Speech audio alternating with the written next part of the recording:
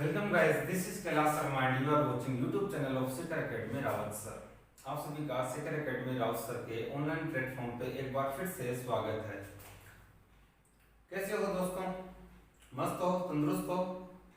तंदुरुस्त ही रहना, हेल्दी ही रहना। तो दोस्तों, हमारा जो फर्स्ट लेसन था एग्रीकल्चरल मैनेजमेंट का, that has been completed. Understand guys, complete हो चुका है। अपने आज उसी लेसन से रिलेटेड कुछ एक्स्ट्रा वर्ड हैं, उन्हीं को आज अपने एक्सप्लेन करने वाले हैं। ठीक है, उन्हें एक्सप्लेन करने से पहले इस YouTube चैनल पे जो भी नया है वो चैनल को सब्सक्राइब कर ले। इसके अलावा क्लास को शेयर करें, ठीक है, ताकि और भी जो बच्चे हैं उनको क्लासेस का फायदा बेनिफिट मिल सके। और दोस्तों, क्लास को लाइक करना तो कतई ना भूलें। क्लास को लाइक तो करना ही करना है, 100% करना है, तो क्लास को लाइक जरूर करें, अभी कर दीजिए। और इसके साथ साथ मैंने आपको ये भी पूछा था कि 17 डेट को जब हम ऑनलाइन आने की कोशिश कर रहे हैं या हम चाहते हैं, तो इसमें आप लोगों का क्या ओपिनियन है? आप लोग ये विचार जरूर रखना, कमेंट बॉक्स में अपना ओपिनियन जरूर रखना है गाइज। ये मस्ट है 100%। जितनी स्टडी इंपॉर्टेंट है उतना ही वो इम्पोर्टेंट है। आपको जरूर अपने विचार रखने हैं कि क्या हम लोग आए तो किस टाइम आए, क्या हमारे साथ जुड़ना चाहते हैं, अलग अलग तरह के, जिससे अपने साथ डिस्कस कर सकें। कुछ हमारे क्वेश्चन है, कुछ आप लोगों के क्वेश्चन हम डायरेक्ट पूछ सकें, आप लोग डायरेक्ट रिप्लाई कर सकें कमेंट बॉक्स में। ठीक है, तो दोस्तों चलिए स्टार्ट करते हैं अपनी क्लास को।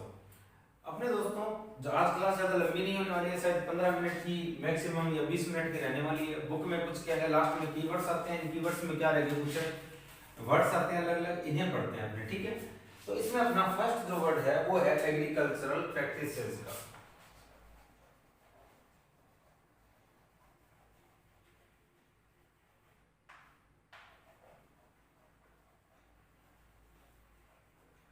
एग्रीकल्चरल प्रैक्टिसेस मतलब जो क्रॉप अपने ग्रो करवाते हैं, उससे अपने सेरल्स लेते हैं, ये सारा इसके बीच में सॉइल फॉर्मेशन है, सॉइल प्रिपरेशन है, इरिगेशन है, एनिमल जो प्रोटेक्शन है या क्रॉप प्रोटेक्शन है, सोइंग सीड्स है, हार्वेस्टिंग, सारा एग्रीकल्चरल प्रैक्टिसेस में आता है।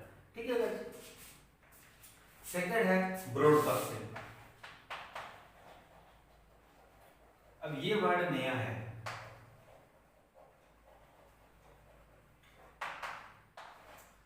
ये वर्ड नया कैसे है कि ये होता है practice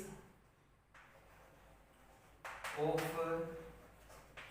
sowing seeds, practice of sowing seeds by hand, कि अपने हाथों से बीज लगाने की जो मेथड है वो प्रैक्टिस है, उसे क्या बोलते हैं? उसे बोलते हैं ब्रॉडकास्टिंग। ये नया वर्ड है गाइस, ये ध्यान रखना। ठीक है, क्या होता है कि practice of sowing seeds by hand, हाथों से जो अपने क्या करते हैं, बीज लगाते हैं, उसे क्या बोलते हैं? ब्रॉडकास्टिंग बोलते हैं। क्या बोलते हैं? ब्रॉडकास्टिंग। ये नया वर्ड है, ये ध्यान रखना, ये तो आ चुका है बहुत बार। थर्ड है कंपोस्ट।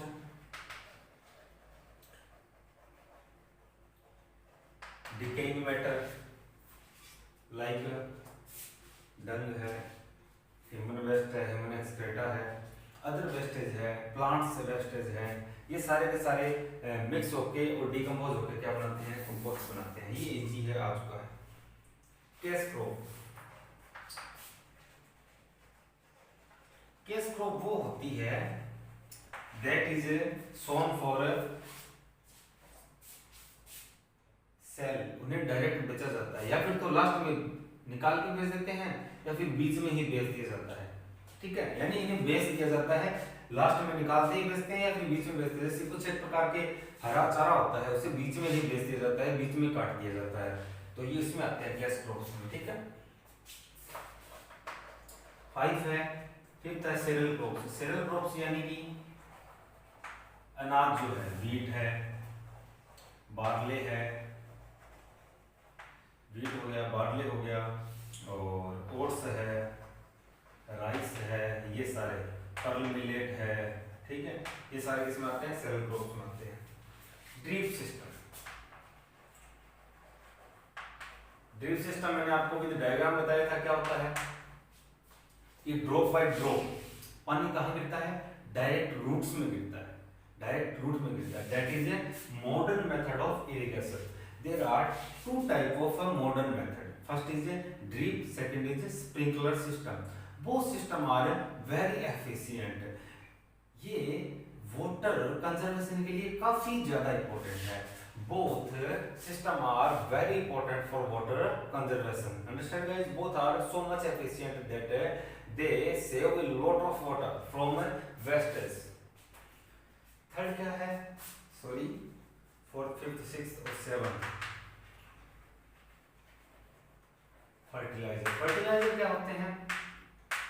फर्टिलाइजर होते हैं कुछ स्पेसिफिक, जैसे जिंक चाहिए प्लांट को या कुछ और न्यूट्रिएंट्स चाहिए, तो स्पेसिफिक जिनमें न्यूट्रिएंट्स प्रेजेंस होते हैं, इस तरह के जो कंपाउंड डाले जाते हैं खेतों में, उन्हें क्या बोलते हैं? फर्टिलाइजर्स। इन्हें नॉर्मली फैक्ट्रीज में बनाया जाता है, फॉर्मेशन होता है। फर्टिलाइजर और कंपोस्ट में, या मैन्योर भी बोलते हैं, कंपोस्ट को क्या बोलते हैं? मैन्योर। तो इस मैन्योर और फर्टिलाइजर में अपन लोग पहले क्या कर चुके हैं? डिफरेंस कर चुके हैं, ठीक है। एर्थ जो है वो है हॉर्टिकल्चर।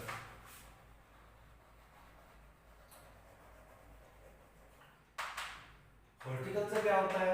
हॉर्टिकल्चर एक तरह की स्टडी है जिसमें ऑर्नामेंटल प्लांट्स होते हैं, उनको स्टडी करते हैं, ठीक है।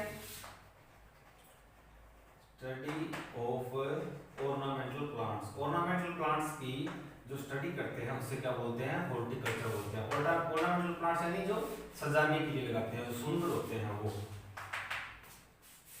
नेक्स्ट है हाइब्रिडाइजेशन।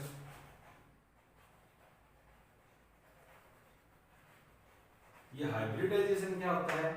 हाइब्रिडाइजेशन होता है दोस्तों कि जैसे मान लो एक प्लांट है, ये प्लांट है, छोटा है, ठीक है। इसमें क्या होती है? पोर्स ज्यादा लगती है, फलियां ज्यादा लगती है, ठीक है। ये मान लो कि पोर्स क्या लगती है इसके? कम लगती है, लेकिन डिजीज नहीं होती। डिजीज नहीं होती इसकी।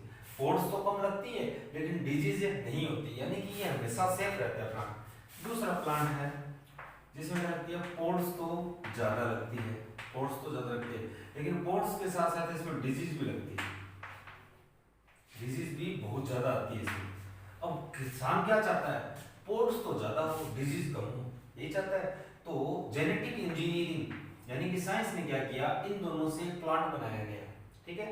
उस प्लांट में जो जीन आए, जो डीएनए आए, वो इस प्लांट से तो किसके आए? डिजीज ना लगने के।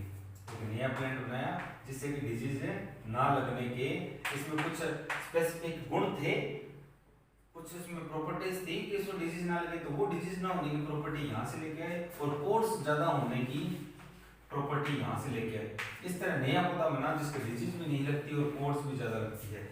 इस तरह जो नया पौधा बनाते हैं, जो मेथड बनाते हैं, जो नए अलग अलग तरह के प्लांट से बनाते हैं, that is known as hybridization. क्या बोलते हैं इसे? हाइब्रिडाइजेशन बोलते हैं। इंटरक्रॉपिंग।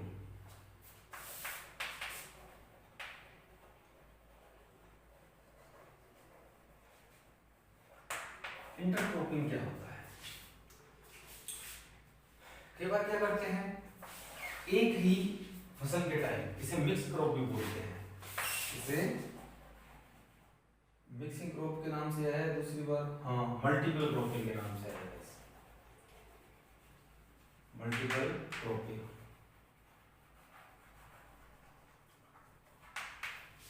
क्या करते हैं?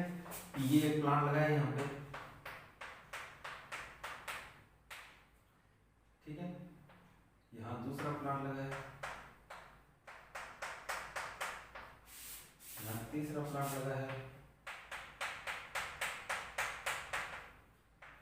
यहाँ चौथा प्लांट लगा है, यहाँ पांचवा प्लांट लगा है। तो क्या करें? अपने जगह काफी बड़ी है बीच में सर, क्या यूज कर सकते हैं? क्या प्लांट लगा सकते हैं? छोटे प्लांट लगा इस तरह के।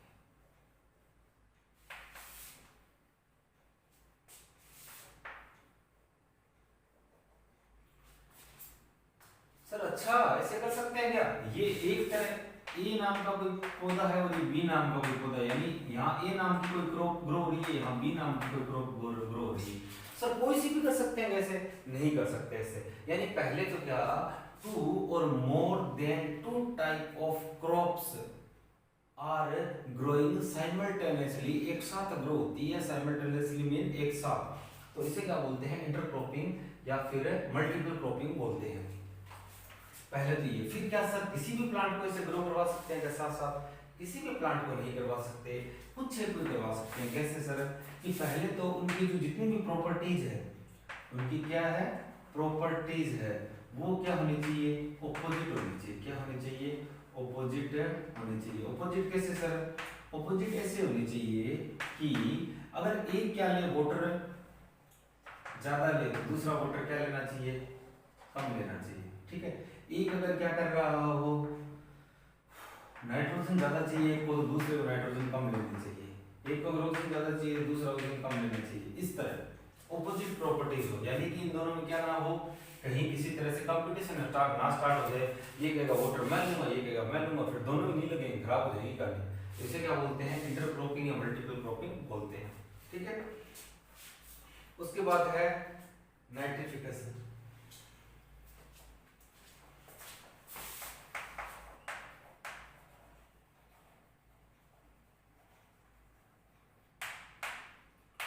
नाइट्रिफिकेशन का क्या सिस्टम है? नाइट्रिफिकेशन का अपना सिस्टम ये रहने वाला है दोस्तों कि आपको मालूम है क्या, इस एनवायरनमेंट में सबसे ज्यादा कौन सी गैस है? नाइट्रोजन है। सर नाइट्रोजन है तो फिर अपने खेतों में यूरिया क्यों डालते हैं? यूरिया किस लिए डालते हैं? ताकि प्लांट्स को क्या मिल सके? नाइट्रोजन। तो अगर इस एनवायरनमेंट में सबसे ज्यादा नाइट्रोजन है, तो ये प्लांट नाइट्रोजन को ले क्यों नहीं लेते? चलो डिस्कस करते हैं।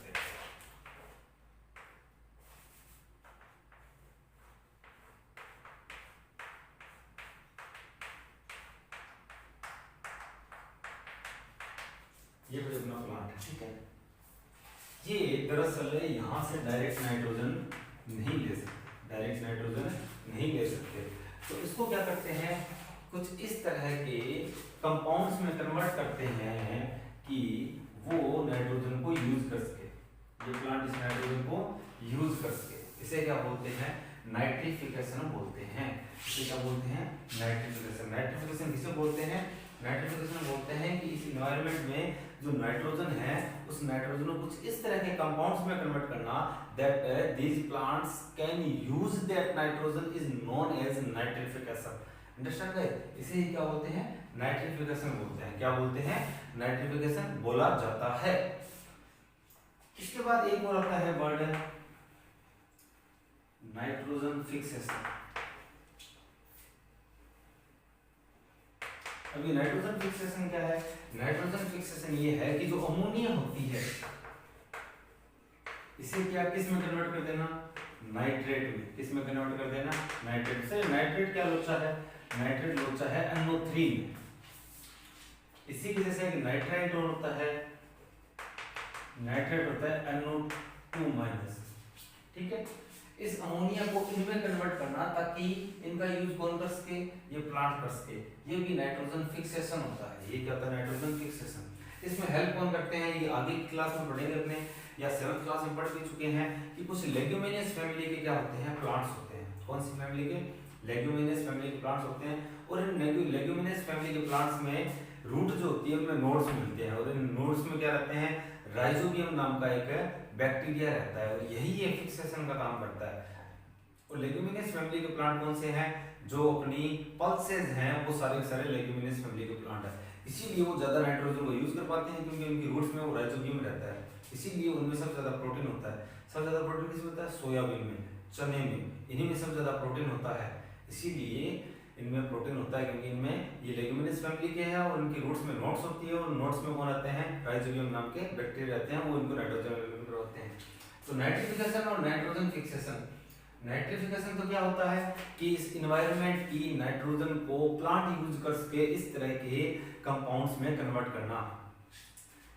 इन nitrification process, nitrification process is that nitrogen of environment is changes into some such a type of compounds that can be used by plants. Understand? And now if you talk about nitrogen fixation, then we can say that ammonia is changed into nitrate. That process is known as nitrogen fixation. Nitrate मैंने आपको बताया है change only nitrate में होता है। तो ये अपने गाइस कुछ वर्ड थे जो अपने इस लेसन में रह चुके थे। अब इस लेसन में अपना कुछ नहीं रहा। इसी के साथ आज की अपनी क्लास कंप्लीट होती है। अगर इस अब भी आपकी क्लास में कोई प्रॉब्लम हो, कोई इस लेसन में कोई कहीं प्रॉब्लम हो, तो आप कमेंट बॉक्स में कमेंट कर सकते हैं, मेंशन कर सकते हैं, मैं आपको समझा दूंगा। याद रखने वाले वर्ड है बस ब्रॉडकास्टिंग है, कैश क्रॉप्स है, हाइब्रिडाइजेशन आया था, हॉर्टिकल्चर आया था, और हाइब्रिडाइजेशन से जो नई फसलें बनती है उन्हें बोलते हैं हाइब्रिड। ये तो वर्ड आपने सुना ही होगा कि ये हाइब्रिड है, ये हाइब्रिड अमरूद का पौधा है, ये हाइब्रिड सेब है, ये हाइब्रिड अनार है। घर पे लगाते हैं सुनते हैं ना, इसको जल्दी अनार लग गएगा क्योंकि ये हाइब्रिड है। क्यों? क्योंकि कोई एक ऐसे प्लांट से उसको डेवलप किया है जिसमें जल्दी अनार लगते हो।